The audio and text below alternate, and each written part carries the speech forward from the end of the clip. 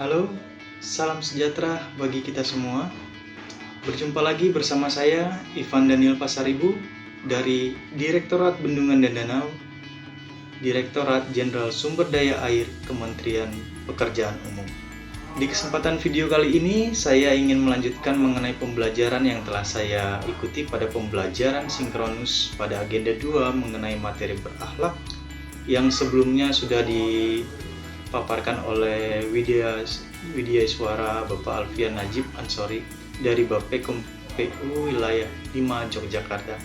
Jika sebelumnya ada nilai berorientasi pelayanan dan akuntabel, kali ini fokus pada nilai kompeten dan harmonis. Kita lanjutkan, apa itu nilai harmonis dan kompeten serta perilaku sikapnya yang seperti apa.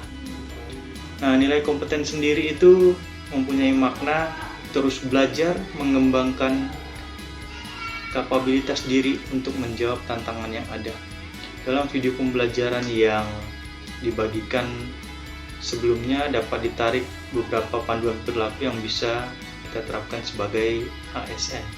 Antara lain, peningkatan kompetensi diri, membantu orang lain belajar, dan melaksanakan tugas dengan kualitas terbaik. Nah, sebagai insan PU, mungkin kita bisa ambil contoh penerapan nilai kompetennya. Misalnya nih, melakukan pengoperasian dan pemeliharaan infrastruktur sesuai dengan manual operasi dan pemeliharaan. Jadi, kita kompeten dalam pemeliharaan karena kita belajar dan sesuai dengan panduan operasi dan pemeliharaan. Selanjutnya, saya akan berbagi tentang nilai harmonis di dalam berakhlak. Nah, harmonis sendiri dalam berakhlak itu mempunyai makna saling peduli, menghargai perbedaan, dan membangun lingkungan kerja yang kondusif. Nah, dalam video pembelajaran yang sudah dibagikan oleh Widya Suara kita sebelumnya, dapat ditarik beberapa panduan perilaku yang bisa diterapkan sebagai ASN di dalam lingkungan kerjanya, yaitu 1. Suka menolong orang lain, 2. Menghargai setiap orang terlepas dari latar belakangnya, dan yang ketiga, membangun lingkungan kerja yang kondusif. Nah, kita mungkin ambil contoh sebagai insan PU, mungkin penerapan nilai harmonis misalnya nih, menghindari konflik dengan masyarakat dalam proses pengadaan lahan. Nah, biasanya kan kita kalau salah satunya nih misalnya bendungan. Nah, jika kita mau membangun bendungan, pasti itu membutuhkan lahan yang cukup luas. Salah satunya mungkin akan terdampak lahan masyarakat.